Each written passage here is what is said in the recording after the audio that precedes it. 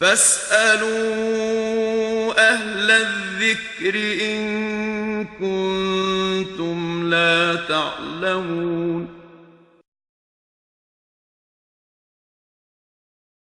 هذا القرآن يوحدنا لطريق الخير يوجهنا الله تعالى أنزله ورسول الله معلمنا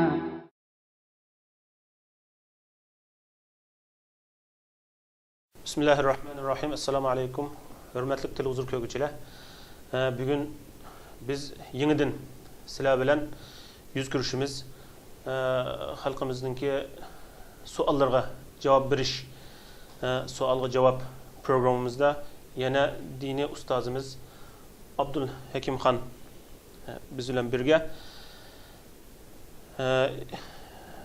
stüdyomuzga geldiğine kızın karşılığımız. Rahmet. Allah sizden razı olsun. Biz ötken ayda iki kısım sualga cevap programımızda işlep TV'de koygan edik. Bularning kögüçlerininki nayet xursan boğallığı to'g'risida inkaslar nayet yaxshi kelyapti. Shuning bilan birga savol so'radiganlarninki savollari kunduzgi avib har xil savollarni yozib bizga avatishga boshladi. Shuning uchun biz imkon qadar bunga suhbatimizni biroz ko'paytirib savollarga to'liq javob berishga tirishishni inshaalloh bundan keyin ham jonlantirishga tirishamiz. Unda da sualımız kileyle. Sual soğucu. Assalamu alaikum hürmetli ustadlar. Hazırki vaziyette Uygur kız oğulları Xitaylar bilen toy kıldığan işler bek evc aldı. Bunun İslam'da körsetken hükmü qaysi? Şundaq toy kılganlarga qandaq muamelede bolsak toğra kılgan bulumuz. Allah sizden razı olsun. Euzubillahimineşşeytanirracim. Bismillahirrahmanirrahim. Nahmaduhu ve nesta'inuhu ve nestağfiruh ve na'uzu billahi min şururi enfusina ve min seyyiati a'malina. Men yehdihillahu fela mudille leh ve men yudlil fela hadiye leh. Ve neşhedü en la ilahe illallah vahdehu la şerike leh. Ve neşhedü enne Muhammeden abduhu ve resuluh. Endi qirindishimizning so'ragan bu savoli masalan bizningki musulmon xalqimiz iymonsiz yoki kommunist boshqa ayollar bilan nikohlanish qidirusmi yoki bizning musulmon qizlarninki iymonsiz boshqa millatga tegib ketishi bu durustmi durust emasmi? Bunun İslam'daki hükmü nima degan bu mesele aydınlaştırış, bunu bilishni maqsad qilib bu savolni so'rabdim. Savolni so'ragan qarindishimizga Alloh rahmat qilsin. Haqiqatni texmi yaxshi tunish, haqda mustahkam turish, shuni amal qilishga Alloh muvaffaq qilsin. Endi bu iymonsiz bilan xususan hiç qandaq bir dinga ishonmaydigan, Allohga ishonmaydigan mandaq toifalar bilan to'y qilish masalalari har bir aqliga sig'gan inson, xususan har bir mu'min, muvahhid Allohga diqqat qilish tegishlik favqulodda muhim masalalarning biri. Mana bu bir musulmonningki boshqa bir iymonsiz inson bilan uylanışı bu şer'en tamamen doğru emas. Xususan biz duş kelayotgan mesele hazır biz bilan birga yashayotgan şu millet ko'p qismi kommunist, ma'lum bir qismi buddist, mayli kommunist qism bo'lsin, mayli buddistlar bo'lsin, buning bilan shu rayonda yashayotgan har qanday bir mu'min musulmon, mayli o mu'min musulmonlar bizning xalqimizdan bo'lsin, mayli boshqa millatdan bo'lgan mu'min musulmonlar bo'lsin, ulardan to'y qilishi shar'an qat'iy to'g'ri bo'lmaydi. Endi har bir masalani biz o'zimizning hissiyotimizga tayinib hukm qilishga bo'lmaydi. Endi to'g'ri bo'lmaydi deydiganga eng avval kitobulloh, undagi sunnat rasululloh. Agar bu ikkisi ochiq bir iborat tepilmagan taqdirda Başka iştihadi, ilmanın iştihadının delil lazım buludu. Yani ma mesela bunun kat'i bir şekilde kesip durusemez. Deyiştik sebep Allah Teala bir vasıta. Ümmeti Muhammedi'nin muhindaq bir devrilik ega vaqtda ahindaq zich küfür bilen birga yaşayotgan muhitlarga duş kelip aşılar bilen iptik işitgan ahvalının yüz berip kelish ihtimalini Allah'ın ayet yaxshi bildi emasman. Bilgeçki şuna. Bu ayette uçuk bunun hükmünü bayan kıldık. Ana Sure Bakara'nınki 221. ayette Allah uçuk böyle kıldı. Ayetin ibaret Estağfirullah ve la tenkihul müşrikati hatta yu'minne ve la abdun mu'minun hayrun min müşrikin ve la emetun mu'minetun hayrun min müşriketin ve lev a'cebetkum ve la tunkihul müşrikine hatta yu'minu ve la abdun mu'minun hayrun min müşrikin ve lev a'cebekum ulaike yed'une ilen nar vallahu yed'u ilel cenne vel mağfir bi iznihi ve yubeyyinu ayatihi linnas leallahum yetezekkerun degan ma ayetten bunu açık bayan kıldı. Ayetin birinci cümlesinden Allah Teala işte mümin Müslümanlara hitap ediydim. La tenkihul müşrikat hatta yu'minne. Müşrik imansız bunda ayarlarını ta ki ula iman etmişem herkes nikahını almalı. Bu kat'i buyruk Allah Teala'nın ki fakat nikahınızı almayız. Yani müşrik degan. Yani bu müşrik degan bizning İslam dünyasındaki Müslümanların köp kısmı düşünürdüm. Allah'a işinetkan ama Allah'ı başka bir mahlukla şerik keltirdigan. Bunda taifinin ismi müşrik. Endi bunu nikahlab ilişkin Allah kat'i bir şekilde dostaklık. Endi Allah'a asla işenmeyitkan bunda bir taife kelgende çoğum. Komünist, mesela Buddhist buluk kelgende bunu nikahlab iliş asla ve asla kat'i dursunmaydı. Ayette bunun çeklep Allah işte bunda imansız ayarlarını herkes nikahlab ammanla deb en addi bir esir düşüp kalgan mesela dedik. Mümin ayol olup kalsa bu müşrikten en isilzade bayvetçi olan bunda imansız ayaldan uyak geçeceğiz. Siz en addi, en körümsüz olan bir mümin muvahhid ayalını nikahlab alsanız ilin ki kandak âli mertebege, şerefge, baylık igop kessin imansızlığın katli nikahlab almaysız deb Allah bu ayette bütün erlerine imansız ayallarının nikah ilişkini katli çektiydi. Ayetinin ikinci cümlesinde وَلَا تُنْكِحُ الْمُشْرِكِينَ hatta yu'minu ve la abdun mu'minun hayrun min müşrikin ve lev a'cebekum. İkinci ayette Allah Teala velilerge hitap kıldı. Velilerge hitap kıldı. Siz her bir sizin başkuruş dairenizdeki, sizin ailenizdeki ağaç sığınlarınız, kızlarınız, yakın tukkallarınız bulanı imansızlığa katli nikahlab vermem. Ulanın öz beşimde tegişiği asla doğru emas. İslam veliler bunu nikahlab bir qilishni qilmam. Onun bir mümin kul müşrik bayvetçiden neticesi yaxşı. Aşı mümin kulga bəsiniz birin ki sizin ki vilayetiniz aslında turib atkan kızlarının ama imansızlık katli nikahlab vermeysiz. Eğer sendeki sizin oylik imansızlığın ki cemiyetlik âli, mensibi, mal dünyası, kamlaşkan, kaddi kameti sizni celip kılıp, sizni hayran kıldı olan takdirdi mi? Siz onu katli aldanmayısınız, onu katli nikahlab vermeysiz deb Allah oçuk deydi. Muş ayetinin hükmüne asasen bunda bilen katli üylünüş bu tamamen hata. Yani muş işini Allah haram kılıqlık bunu toyuq için zina kabul okşaş iş.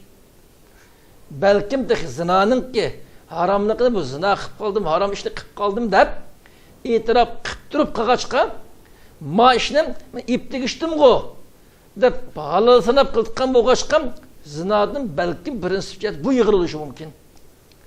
Shu bular bilan qat'iy iptigishga bo'lmaydi. Mush ishni cheklab Alloh taolo oyatning buning sababini bayon qilib oxir deydi. Kafirlar sizni jahannamga chaqiradi sizni. Ular iptigishib, ular birga yashagandan keyin siz bilan bir oyda birga yashash, o'ltirib qo'pash qilish jarayonida u sizni jahannamga ip mangadi u. Allah sizni jannatga mag'firat chaqiradi. Allohning ma'buriga amal qilsangiz, siz jannatga Allohning kechirim qilishiga erishsiz.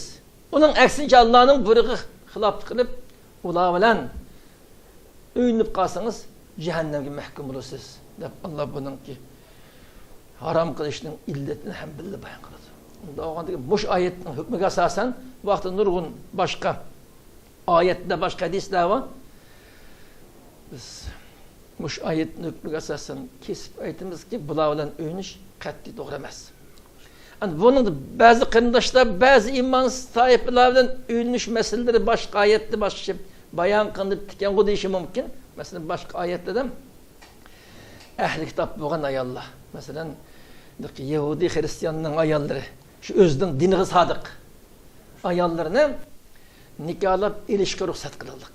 Chunki ularning Allohga ishonishni musulmonlarga o'rtaq qilgan ekan, ammo oilani boshqarish, tarbiyalash, yetaklash erni qo'lda bo'lgan ekan, musulmon erlar ularni nikohlab olsam, tadrijiy buni islomiyatga jalb qilish imkoniyati bo'ladi degan hikmatlarni Alloh nazarda tutgan bo'lishi mumkin. Buningga Alloh ruxsat qildi.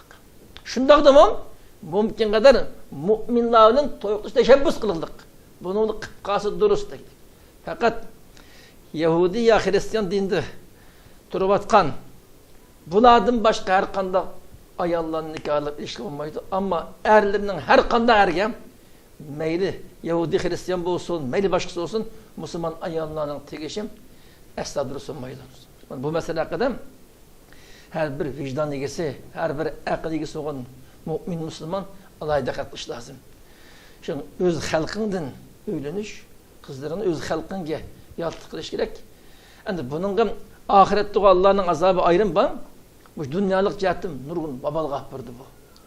Tedrici hazır bu iş, iptik iştikkan iş başlanğan deyinle milletin aşıdan az sallıklı teşkilikli vatıkan mümin Müslümanlar köp sallıklı olan imansızlığın aşıdan İlip tigişiş, koşundağçılık, başka muamele münasebetli tarqalğandan keyin millet, Müslüman halk as millet siyah tügep getiş, herkes gerdağı apırdı bu iş.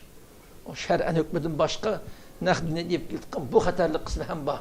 Davağandan keyin bu meseleye nayda qatnış lazım. Hiç qanday bir şeylarga aldanmay, qat'iy öz halkı bilen ittigiş gerek. Bunlar to'y qilish bo'lmaydi. Bu savolning bir qismi bu to'y qilganlar bilan muomala masalada. Masalan, bir oiladan bir yoki o'g'il yoki qizi to'y qilgan bo'lsa, buniki ota-onasi, akillari, bituqqanlari, urug' tuqqanlari qanday shaklda muomala qilib buni sen Xitoy bilan to'y qilding deb bundan aloqani uzib nima qilamdi yo bu shu muomala masalasida qanday shaklda muomala qilamiz degan asosda surlabdi sonda bir qism. Agar bu da şer'en qat'iy haram, bu to'y qilish, oshunda to'y qilib ketib qag'ilib bo'lib qolsa, an boshqa mu'min musulmonlar, ota-onalar urib tuqqanlar bularga tarbiya qilib, shu halokatdan bularni qutuldirish lozim. Mayli imonsiz millat to'y qilib ketgan erli olsun, mayli ayollar olsun, sening maishing islomning ruhiga tamamen xilof, insoniy axloqqa ham xilof. Sen bunda rezillikni qilma deb chiroyli tarbiya qilib, qo'ldan kelgan tadbir vositalarini qo'llanib, bularni shu halokatdan qutuldirish lozim. Buni ado qilish kerak. Asla qutulishni unutmay, shu halokatni qat'iy turdim deb qolsam, bunda insoniyat qilibidan chiqqan Allah'ın hükmü tepki atmasını xilaflık qilib atқан bunda insandan yani, tamamen alaqını kesip sen bizdinki İslami ve insanı qirindishimiz qatarında emas deb buni tamamen chetga qoldirish lazım bo'ladi. Bunda odamlarga musamahat qilish orqali Allah'ın haddi hududiga tajovuz qilgan, o'zining insoniy qilibidan chiqqan bunda insonlar bilan ham suhbat qilish, ulfatlash orqali ularningki bu qabih qilmishiga sukut qilish, o Müslümanlıkın şene yıkışmaydı, yarışmaydı. Aslında bu emr bil ma'ruf, nehy anil munkar bu İslam'ın asas prensibinin qatarıdır. Bunun uç karşı çıkan adam bilen kim buluştuğunu diqqat-nazar çek arış lazım olur. Allah razı olsun. İkinci sual. Hazırkı vaziyetimizde meyle vatanda olsun, meyle işkirde olsun. Xitaylarning ki bizning vatanga hijrat qilib ko'p chiqqanligi sababidan ishsizlar ko'payib ketib kundan kunga maktabda o'qib chiqqanligi ish yo'q. Shu holatda yashayotganlik tufaylidan mayli vatanda bo'lsin, mayli ishkirda bo'lsin, yosh maktabni bitirgandan keyin maktabda o'qimagan ishsizlar shu Xitoylarningki zavod, korxonalarda, fabrikalarda ishlash orqali o'zining turmushini qamdash masalasi so'rabdi. Xitoylarningki zavod, korxonalarda ishlash to'g'rimi, to'g'ri emasmi? Endi bu masala biri Xitoylarning korxonalarida ishlash masalasi. Endi bular ko'plab hijrat qilib chiqayotgan bo'lg'achqan o'zi mustaqil ishlash imkoniyati bo'lmag'ach qarshi ishlashga majbur degan matarafda tasavvur qilibdim. Endi bu masala haqida xalqimiz yomon ongli qarash lozim bo'ladi. Boshqa iymonsiz millatlar bilan ilm sitim qilish, ularni ishlatish, ular bilan ularning oldida ishlash bu ayrı bir mesele. Endi bunun da tevende toxtalımız en evvel köçmen milletlerinin ki Müslümanların ki zımını köplep köçep çıkıp o köçmenlerin köplep ultraklış arılık yerlik millet ki hatırcam yaşaş işleş imkaniyeti bulmavatkan bundan bir peyitte en evvel her bir mümin muvahhid, her bir vicdan egesem koldan girişem köçmenlerin köçep çıkıp şu Müslümanların ki makanayı Müslümanların ilgilep gidişinin ki aldığı iliş hakkında izdeniş bu hakta tedbir kullanış lazım buludu. Bu birinci vazife. O da her bir vicdan egesi mümin muvahhid bu hakta başka duruş lazım.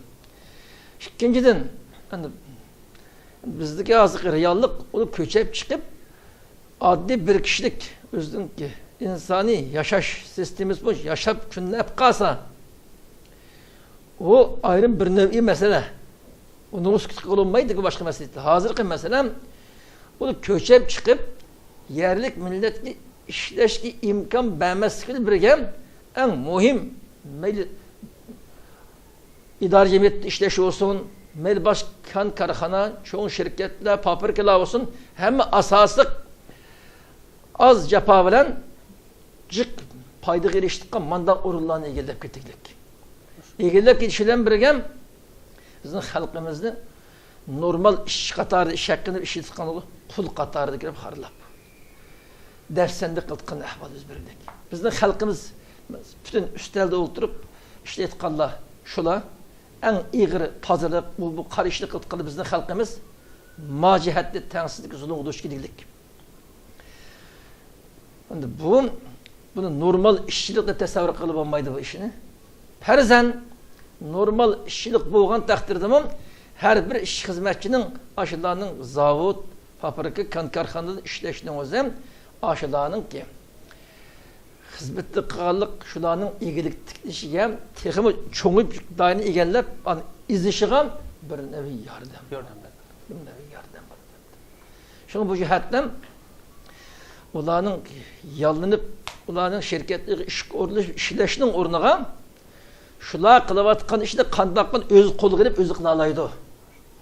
Ularının aldığı işçi ya ki şekli özgergen kul şekilde işleyitkanın ornağa hatta idari cemiyet işlevatkanı tikilip kalıyamagan asası şunun ağzının çıkını nemi gep bol şu boşu gep bulavatkan onun çoğun hukuk turuvatkanı gepini ütküzemevatkan manda bir nahakçılık adaletsizlikte. Ondan boğan iken her bir vicdanı gizli mümin Müslüman onların aldıdan işlemezdik. Eğer mümkün kadar şurada özünün makanı gibi yaşaşkan tedbir kullanış. Eğer ketkili şu makanda ma'lum mezgil yaşap kılış doğru gelsem onun aldığını işlemek ulanı işiltişke. Ulanı işiltişke deriş lazım. Ama mesela bazı kırındaşlar ajut yaşaş imkanı bulma ya bazı sebeplerle başka ulanın şehirdeki gerek kılındık. Ya şu şehirde bolsam aşağıdanın kan karxanası, zavod paprikada işlep turmuşunu qamdap turmasa hayatını qamdaş imkansız qilib qildik. Manda bu zürriyet ahvadı bo'lib qalsam, başka bir özümüzün halkımız oldida işleş ya başka bir müstakil kesip qilish orqali turmuşunu qamdaş imkoniyati bo'lmay qolib qalsa, o vaqt shunday bir imkoniyati tepvo'g'chilik özünün izzet obro'yi, özünün g'ururini saqlagan holda vaqt özünün bir halal kasb bilan turmuşunu qamdab turish niyatida ishlab qalsam shar'iy xiloflik bo'lmaydi. Allah razı olsun. Üçüncü sual şu ictimai hayattaki meselelerge duch kelgan çok sual soraydı ekan. Üçüncü sualınki asası xulasası vatanımızda halkımız %70-80-90% belki onun çok köpüncesi dehqonchilik bilan shug'ullanadi. Şunu bilan birga vatanda chet eldan eksport qilingan ba'zi import qilingan ba'zi fikrlar kirish bilan birga ba'zi kishilar shu ayollarningki hech qanday xizmat qilishi vojib emas erga nisbatan. Har qanday nafaqasi ayolga bo'lgan nafaqa erga tushgan farz bunu ado qilish kerak. Bu ayol kishiga bir yerda ishlab yoki dehqonchi qilib, bu etizarga chiqib, yo sug'urib, yo cho'rib, yo o'rib bunda dehqonchilik qilib yurish bu farz emas. Buni erining gapini anglamay o'kish bo'ldi, bu to degan fatvo berildi ekan. Shuningga binoan bu qanchalik to'g'ri, qanchalik xato, mushuni tafsiliy bir shaklda tushuntirib berishdi. Ma fatvo biroz mujmal shaklda berilib qoldi. Onun oturup qo'yilayotgan gapning bir qismisi to'g'ri, bir qismisi to'liq izohlanmay qolibdi mujmallikda. Biz har bir masalani Kitobulloh, Sunnat Rasulullohning ro'yi bo'yicha eng mukammal suzuk bir shaklda xalqimizga yetkazishga tirish lozim bo'ladi. Ana shu ayollarningki dehqonchilik, chorvachilik va boshqa sohalarda ishlash masalalari bu sorular tasasen durust emasmi degan masala haqida. Endi bu İslamning prinsipi bo'yicha bu islom dinidan ayollar va kichik bolalar favqulodda cho'ng huquqqa alayda hurmat, sharafga ega uchun. Hozir taraqqiy qilgan dunyoda ayollarga biz erkinlik huquqini berdik deb ayollarni rasm bir xil shaklda o'zgargan qul yo dedek qatorida tushuntirdik. Bu bishara ayollar ettigen keş kadar ettigen qopab naştılık hazırlagan uy yığıştırgan bu şeyler onun dinkin erler bilen teng işleklik idar cemiyetlerge verip keşli işten gelgen digin tamak ettikkan uyunun yığıştırgan işlere oxşaş er bilen işlep onun uyunun bütün işin bulanın qap qilish orqali bular ig'ir darsanda qilmoqlik. Aslida İslam'ın hükmü toluq emilleşken Müslümanlar şunun kadir yetken takdirde ayollar öyünü pakize tutup erini yaxşı kütüp perzentlerini yaxşı terbiyelep erini ettiğini iş küçerlik uzutup koyup keşti işinin kesi aldığı çıkıp hoş güzel bir karşı eğilip bunu kılışı lazım. Ayolların asli kılkan işi bu. Ama hazır onun aksince tümür tavlaşı zavatını tatip kömeğe kanğışı dehqonchilik meydanını tatip bütün idare cemiyetlerine hem orada söyleyip işirtip naydicik depsende kılıqlık dünya halkı bu derecede bunun tasavvur murakkep çigişli iş bitirdik ki dünyada hem yerde işsizliknin ki kapılıkı iş yok işsizlik bunun şikayet kılıp dert dökerlik işsizlik olgandakin ayollar aramasın ya bir de erler kısım bu işini diyen insaf bu akıllı kâkili unutmaklık aslında ayollarni tamamen aramağını koyup bütün işini erler kılıp cemiyeti bula güllendiriş lazım. Allah ayollarni ta bir adam bir toy qilib nikohlangan kadar velisi, dadısı, büyük tuqqanları ya çoğun dadıları şu ailedekinden turmuşunu o'rinlashtirib, qo'g'dab, muhofazat qilib, bular asraydi. Bunu tamamen bular kafarat ki ega qiladi.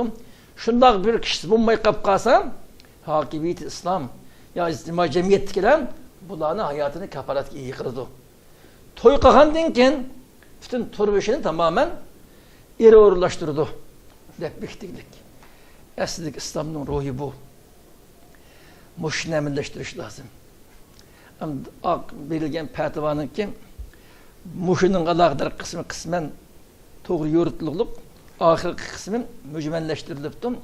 İslamlık talep bu. Şunun olan birgen İslam dini Cenab-ı Allah Teala Kur'an-ı Kerim'in bir neçe ayette Peygamberimiz bir kanca hadisi tekrar üzere hemkarlık yardımlaşki bulduk.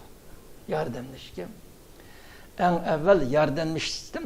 Senin en yakın adamıyla yardımlaştım. En yakın adamı olan. İnsanın en yakın adamı ata-anası. Bir ay bir yaşavatkan ayalı ere, tuqqanları. En evvel bularını otursa hemkarlık yardımlaştırırız dedim. Ama tedrici kenarip bardıgan narsa. Ata-analarning yaxshi xizmatda bo'lish, yaxshi hamkorlik bu ayrı bir mecburiyet. Her ayal bir aileni güllendirish, farzandlarni yaxshi tarbiyalab qata qo'yish uchun zich hamkorlik lazım bo'ladi. Biz islom dinidan Kitobulloh, Sunnat Rasululloh qanday o'tirib qo'yilgan bo'lsam, sahobalar o'zining kundalik hayotida qanday tatbiqlagan bo'lsam, bu şekilde amal qilishimiz lazım bo'ladi. Bu şekilde amal qilish lazım. Masalan, bu ailevi hayattan Peygamberimizin devirden ayollarını iş kılattı. Ayollarının tamamen turmuşunu uğurlaştırış. Toy kılıştın bunun üzülün ailesinden geldiğinde vacipken, toy kağandığından yerinin geldiğinde vacip bıraktın. Ama şu ayollar benim turmuşumunu uğurlaştırış. Ben toy kılıştım bunun ata-anamın geldiğinde vacip. Toy kağandığından erimden geldiğinde vacip de bir tereki taptış. Fakat lalagayla hiç uflamdı. Ya başka iş kılamdı. Bunun kırap bakış lazım bu da. Sen bir aile senin ata-anan, bir tuqqanların senin turmuşunu uğurlaştırıyorsun, ciddi işler varsın. Sen jim olduğun kandak, ahlak, kandak, vicdan uygun olur değil ki bu. Senin erin, şundaki cepa müşakkatı işler varsın, aynı güllendirmen de. Senin hiç şimdi karın olmay, öyle jim itif olduğun olur diye işin özlem, bu bir xil. İslam'ın oyunu içinden mi geldik, hamakatlık çok. Bundan ayallah, zich erlerden hemkarlışı lazım olur. Mesela bu vakti biz örnek şekilde Peygamberimizden ki sahabelerden bir hadisin de ötümüz İmam Bukhari, Seyyid Bukhari rivayet ettiğin hadis. Haddesena Hişam kâle akhbereni Ebi en Esma bint Ebi Bekr radıyallahu anhuma kâlet tezevveceni Ez-Zübeyir وَمَا لَهُ فِي الْأَرْضِ مِنْ مَالٍ وَلَا مَمْلُوكٍ وَلَا شَيْءٍ غَيْرَ نَاضِهِ وَغَيْرَ فَرَسِهِ فَكُنْتُمْ أَعْلِفُ فَرَسَهُ وَأَسْتَقِي الْمَاءَ وَأُخْرِزُ غَرْبَهُ وَأَعْجِنُ وَلَمْ أَكُنْ أُحْسِنْ أَخْبِزْ وَكَانَ يَخْبِزُ جَارَاتْ لِي مِنَ الْاَنْصَارِ وَكُنَّ نِسْوَ صِدْقِ. Esma rivayet ettiğiniz o Ebu Bekir Sıddık'ın kızı. Ebu Bekir Sıddık ümmeti Muhammedi'nin işte birinci numaralık şahs. Resulullah'ın en yakın septişi dostu. Birinci lap iman etken kişiden birisi. Bu hadisler rivayet ettiğiniz şu kişinin kızı, şu ailede tuğulu çoğuğan hanım Peygamberimizden ayalım Ayşe anamızdan ki kardeşi bu. Esma dedi ben Zübeyir'in evvamda toy kılgan dedim dedi. Zübeyir'in ki hiç kandak bir neresi yoktu. Fakat kuduktun su tatıtkan bir tövgesi minitkan bir iti vardı. Şunun başka bir neresi yoktu dedi. Ben bununla turmuş işletkan hizmetçisi başka iş neresi yok dedi. Bunun aile hayat işiğim ben hem kardeş attım. Hatta atqı, bir tutkan heleptin tatıp, ödüp şürütkandan hem işine ben hemkarlaşattım. Ben bu işte kamlaştım, obdan kalanmaydım lan, şürütkan başkışını, bizim ensarlı birinci koşunlarımız vardı, bunlar yakşı rast, obdan ayarlattı. O ayarlar bana yardım ügütüp koyattı deydi de. Peygamberimizin dedik ayarlar bu. Peygamberimiz ayarlar, yerinin uduğunu bekmiş bir iş, bizim kündülük işi, madde hemkarlaşırdık. Asli din bu. Ayarlarının, ailenin iktizadi yüküne üstü geliş, bunu uğurlaştırış mecburiyeti yok zaten. Ama şu ailenin bir azası, yılık erinin ayağının, şu ballının anası oluş sütüren, erinin koluğu kol, putuğu putlu hem kardeşi lazım. Erinin kıltıkan ne kesipler olsun, dehancılık, çarvacılık işler olsun, başka ayrım şundan, yakşı hem kardeşi lazım. Onda hemkarlaşkan vakti bu aile köngüllük bir bəxtlik aile oldu. Bu ailenin ilgisi olan bu biçare iğri işlev yürüsün. O hanım menin turmuşum ne ailedekinin turmuşunu orlaşsının geldin ki vacip. Ben ülkere hep sayda ufla ettim desem hayat kanda olur ki. O erinin ki tabiiyeti tamamen yakmaydı bu. Şıkkıdırdı ki resmi nıkkım. Mehri şefkat, bir gibi olan mehriballık, tedrici, zayıf iş kapırdı. Ayağının tamamen turbuşunu uğurlaştırış vazifesini üstüge ağan erinin kolda, ayal yakşı degeyin çıkmaya kapkası, yolu sapmış, hukukun bildi başı o. O vakti ayal hukukunu konuptum, onda size tirgitap, hurun, lakba, ayal bana lazım mez. Çünkü ata-ananızlık şimdi kıpırda yolu sapmış, neymiş bunu da vaktan. Buna hem oylaş lazım dedim. Ailenin iğri yükünü götürüş, erlerinin mecburiyeti. Ayallah, Esma Hanım, yine hemkarlaşkan kokşaş, aynı hemkarlışı lazım. İslam dini bu. Bu şekilde emel kıpmaksak, Peygamberimizin sahabeleri kandal kılmış, şu şekilde emel kıpmaksak, andın ki biz dinle. Toğuşun gelmediğimiz, özümüz gibi, bütün halkımızga bəxtdən yüküləyimiz. Abi bir tərəfini körəb, bir köyün olmayı kapqalsak, o vaxtda yaxşı akıbət, yaxşı neticəliyip çıkmaydı. Allah razı olsun. Nəhayət yaxşı cavab verdiler. 4-cü sual. Toy qilishda Xitoylarning qonuni bo'yicha qilsa bo'lamdi? Bunun tafsilotini o'qiy, so'ralganki, vatanimizda to'yga o'xshash ijtimoiy hayotimizdagi ba'zi masalalarda Xitoyning qo'ygan qonuniga egashsa bo'lmaydi deb anglab qoldim. Bu rostmi? Hech uqolmadim. Rostday desam, oxunimlar qonun bo'yicha ish qilsalar deydi. Yeni chiqqan ba'zi olimlar Xitoyning qonuniga amal qilsang bo'lmaydi, kofir bo'lasan deydi. Bunun qaysi to'g'ri, qaysi xato? Yol ko'rsatgan bo'lsanglar. Chunki shunga o'xshash masalalar bak ko'p. Endi bu mesele hakkında nikah meselesi bir kısmı yukarıda değil öttem. İslam'da da ma'lum bir prensipler oturup koyuladık. Mesela şu prensiplerin baş durduğunu toy kıldıkkan er ayıl mümin Müslüman buluşu. İkinciden şunun da mesela kızının ata-anasının muvafık edişi, onun müeyyen mehrinin bektilişi, guva şahitlerinin hazırlışı, hani şu toy kılmakçı olan oğul kız ikisinin aldım, tegdim de guva şahitlerine oturuslam, bizden toy kılığını jakalişi, katarlık şartlar bekledik.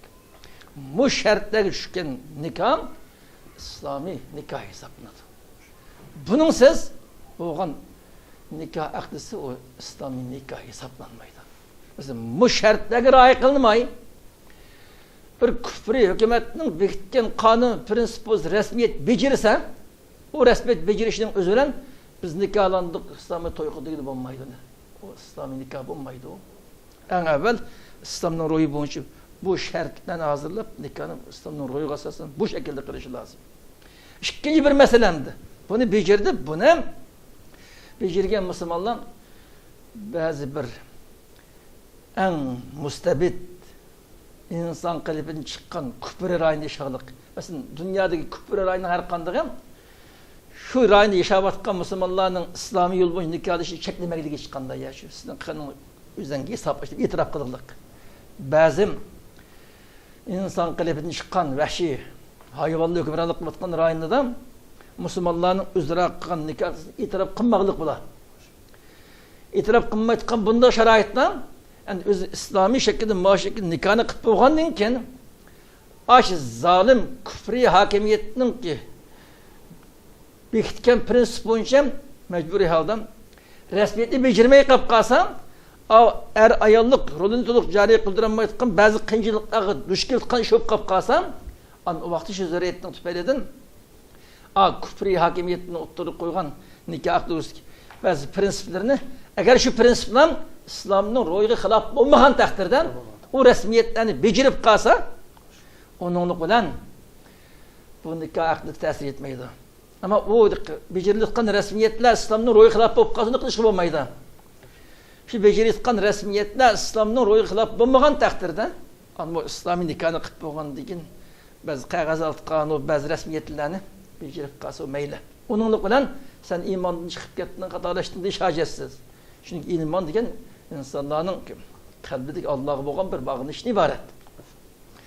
Aş işte mesela muş yazdık, muş küfri hakimiyetinin bekitken prensip boyunca resmiyet beceri geldiklerinin özü nikahmış o, muş doğru dep kalsa ve neyazı billah o vakti aktarışkan olurdu. Aş bilip de dep kalmasam imanın çıkıp bitip kaparadı. Bu mesele kadar mümkün kadar İslami şerit boyunca nikahın hayatta devamlaştırış, başka bir kıyınçlık gibi çıkması ihtimali olsa şu boyunca şaş lazım. Ama bazı kanuni resmiyetlerini becermesi bulmaydıkan, mesela balam benim balam diyemeydiğen bazı ehval gibi çıkan bulup kalsa, o vaktan bazı kanuni resmiyetlerini becerirse, şu becermek şu resmiyetle İslam'ın ruhu hilaf bulmayan takdirde o meyle. Onunla sen mandar resmiyeti becerdin, hem de İslam'dan çıkıp gittin. Değil bulmaydı bunlar. Razı olsun. Ahirki sualga keleyli. Sual sorguchi vatanimizde bolsun yoki chet ellerde bolsun musulmon emas millatlarga harom narsani setib tijorat qilsa bo'ladimi? Chunki ziyon tatquchilar shu musulmon emas millatlar bo'lgandan keyin bunga javob bergan bo'lsanglar. Musulmonlarga emas, kafirlarga harom narsani setib tijorat qilsa bo'lamdi bo'lmadi deb so'radi. Chunki ziyon tatquchilar shu kafir millat bo'lgandan keyin musulmonlarning hech aloqasi bo'lmagandan keyin bu ishda. Endi bo'lamdi deb. Ahli kufrga shar'an harom bo'lgan narsani setish musulmonga setishga to'g'ri emas ekan, kafirlik buni setish durustmi, durust emasmi degan mazmundagi savol ekan. Bu savolga bu islom dunyosida o'tirib chiqdi, bu savol o'tirib chiqib ham javob berilib hal bo'lgan masalalarning biri ekan. Bunga berilgan javobda buni setish durust emas deb javob berilibdi. Bunun durust emas. Musulmon emas, ahli kufrga ham harom narsalarni setish durust emas degan fatvo berilibdi. Biz bunga yangidan fatvo bergan shu fatvoni hikoya naqlish o'tmoqchi. Bunun durust emasligi haqida Abdullah ibn Abbas radhiyallohu anhu rivoyat qilingan bir hadis dalil sifatida ishlatilibdi. Bu hadisning mazmuni qol Rasululloh sallallohu alayhi vasallam la'anallohu al-yahud hurrimat alayhim ash-shuhum faba'uha ve akalu asmanaha ve innallaha azza ve celle iza harrama akla şeyin harrama semanahu. Ravah İmam Ahmed. Abdullah ibn Abbas radıyallahu anh ey Resulullah sallallahu aleyhi ve sellem Yahudlarga Allah lanet kıldı dedi. Çünkü ularga hayvanların yağı, şimdi çıkan yağ bu haram kılıngan dedi. Yağ haram kılıngan bular. Haram kılıngan degan o yağını taşıyıp işletmesi lazımdı. Yahudiler en mekkar sahtipez milleti oğaşkı bular. Bu yağlarını bunu biz işletsek haram sataylı ya de bunu sat dedi. Setip onunki pulisine fiyat geldi. Muş kılmış kasasın sen o yağ haram neresi oğandı eken onu setip onun pulisine işletişim doğru emezdi. De bunun oynayan Allah lanet aydı Allah bulağa. Çünkü muş hadis kasasın her kanda haram nersini setip onun pulisine işletiş doğru emez. degan hükümni chiqarib turmali. Bunga asosan biz ya inin o'zi yani kuchidan foydalanish tegishlik narsa bo'lib qolsa, o'zini iste'mol qilish orqali yo uni ishlatish orqali foydalanish halol bo'lgan narsa bo'lsa, uni ifsasi mayli. O qat'iy uni foydalanish harom qilib bekitilgan bunday narsani setishga bo'lmaydi degan hukmdagi bu hadisni Imom Ahmad Musnad Ahmad rivoyat qilingan. Bu masala haqida hatto shuning o'xshash qat'iy harom emas, harom shakva, halolmi harommi deb shakva narsani ham satmaslik lozim deb shuning qish beribdi. Bu masala haqida bunda harom narsalarni satmaslik lozim. Allah razı olsun. Hürmetli televizyon kökücüler. Bugünkü sual cevap programımız bu şerde ahırlaştı. İnşallah ikinci programımızı görüşürüz. Hemmeyle Allah tapşırımız. Vesselamu aleyküm ve rahmetullahi ve berekatuhu. Hemmeyle Allah rahmet kılsın. Allah hemmeyle İslam dinini doğru düşünüp günlük hayatı tatbiklaş arkalık dünya ve ahiretinin baxt saadetini kol getirmiş ki Allah'a muvaffak kılsın. hemmeyle Allah'a emanet. هذا القرآن يوحدنا لطريق الخير يوجهنا الله تعالى أنزله ورسول الله معلمنا هذا القرآن يوحدنا لطريق الخير يوجهنا الله تعالى أنزله ورسول الله معلمنا هذا القرآن هو الهادي لأوائلنا وأواخرنا يدعو للعلم وللعمل لا شيء سواه يهذبنا هذا القرآن هو الهادي